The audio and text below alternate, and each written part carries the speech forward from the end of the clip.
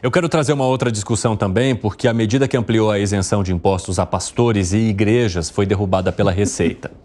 A suspensão do ato do então governo Bolsonaro, que estava em vigor desde julho de 2022, foi publicada hoje no Diário Oficial. E a partir de agora, os valores pagos por igrejas a pastores e também por instituições vocacionais voltam a ser considerados remuneração direta.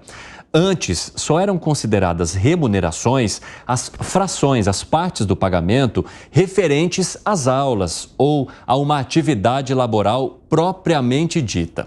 Isso gerou confusão porque muitos pastores da bancada evangélica estão dizendo que essa situação acontece por culpa do governo federal. E aí, Piperno, por que você já se manifestou antes mesmo de eu abrir aqui para o debate? Quer dizer, por que por culpa do governo federal? Quer dizer, o que tinha de... Já que, né, a gente está falando com uma categoria que sempre apela aí, vamos lá, a questões morais, né? Em alguns casos éticas e tal, assim, por que a isenção? Então, veja, a gente acabou de falar aqui sobre privilégios. E, enfim, o pessoal em rede social, os que fazem oposição a esses grupos religiosos e tal, estão se divertindo nos últimos dias com questões como as fortunas de alguns religiosos, a ostentação, os carros, as mansões, aviões, fazendas, quer dizer... E aí, quer dizer, o contribuinte, o pagador de impostos aqui do Brasil, ele vai continuar bancando isso até quando? Então é óbvio que eles não podem ter regime especial.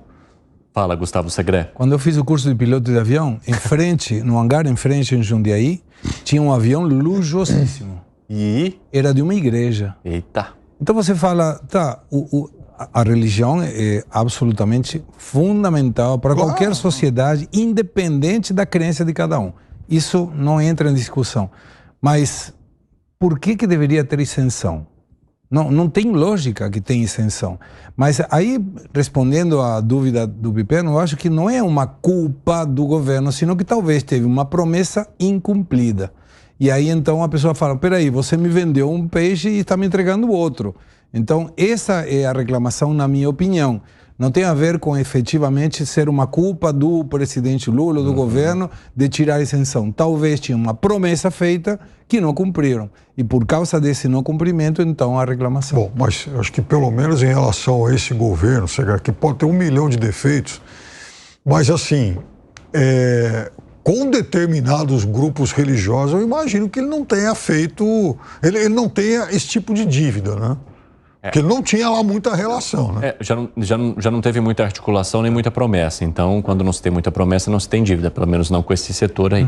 Fala, Luiz Felipe Dávila. Não, o problema é o seguinte. Como você tem muitos regimes especiais, tirar o privilégio de um e não tirar o de outro, parece que você está agredindo e fazendo uma ofensa àquele... Parece que escolheu grupo. aquele. Esse é o problema. É exatamente o que está acontecendo com a desoneração de 17 setores.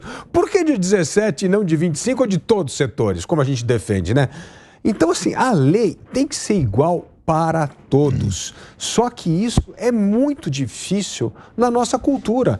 Todo mundo se acha diferente e privilegiado e quer um regime diferenciado. Esse é o problema. E aí, quando você mexe no privilégio de um, não mexe no de outro, pronto, tem aí uma história falando que isso é pessoal. Você está indo atrás do meu privilégio porque isso é pessoal. Então, nós temos de começar a acabar com esses penduricalhos, regimes especiais, mas para todo mundo, não é para uma categoria. Remuneração ou desoneração de setor é para todo mundo, ou senão não é para ninguém. Não dá para escolher 17 ou 15 ou 2 ou 3. Qualquer grupo de privilégio que você cria uma distorção na economia, você cria uma distorção política, porque privilegia um em detrimento do outro, e sempre passando a conta para todos nós da sociedade, que no fundo temos que custear todos esses privilégios. Então, assim, o Brasil, quando é que o Estado vai olhar para o cidadão comum e parar de olhar só para nichos de privilégio? Piperno? Não, você sabe que toda vez que entra essa questão de religiões e tal, eu penso nas entidades médicas, nos conselhos aí de medicina. Falando muito sério, eu acho que já passou da hora dessas entidades começarem a olhar com mais atenção os telemilagreiros. Porque daqui a pouco é tanto milagre em televisão, é tanta cura, estou falando em programa de televisão, inclusive, que daqui a pouco essa turma vai fazer concorrência aos médicos. Quer dizer, daqui a pouco nós vamos começar a nos perguntar, bom, para que eu preciso ir no médico se o cidadão lá na TV, ele cura?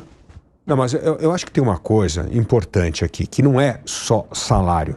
Tem muito dinheiro para as instituições religiosas que vão sim para obras de caridade, para coisas de enorme importância, santas casas, tem muita coisa ligada a isso. Então, não é só assim, privilégio para o salário do pastor, não é isso.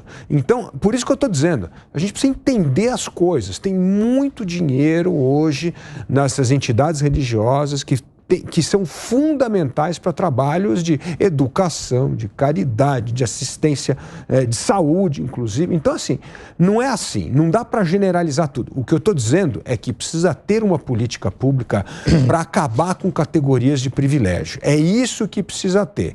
Porque, senão, nós criamos distorções e essas distorções encarecem outro setor e passa a conta para todos nós que pagamos impostos. E isso é que está errado na origem. Quer acrescentar algo, Segré? Queria só uma reflexão que me pareceu interessante quando menciona, Pipeno. Qual é a diferença entre um pastor, com todo respeito por todas as profissões, e um médico? Por que o pastor não paga imposto e o médico paga? Eu não sei, gostaria de saber. Porque do ponto de vista da contribuição à sociedade, não tem. Uma é uma questão de crença e outra é uma questão científica. Mas os dois aportam à sociedade de uma forma que cada um de nós busca. Na religião ou na ciência quando precisa. Não, eu concordo. Então, não deveria. Isso eu concordo. O problema é o dinheiro que vai para o resto, que não é tributado, vai para essas obras importantes de caridade assistencial, que tem um impacto importante, porque se isso começar a ser taxado, vai diminuir e vai sobrecarregar de novo o Estado. Então, assim, tem que olhar para o todo, não pode olhar só para a questão salarial do pastor, não. Tem que olhar para o todo. E é isso que a gente tem que começar. Como é que nós vamos começar a desmantelar a república de privilégios? Porque é isso que é o Brasil. O Estado brasileiro é uma república de privilégios. E é isso que faz com que o Brasil tenha o Estado mais caro entre os países emergentes.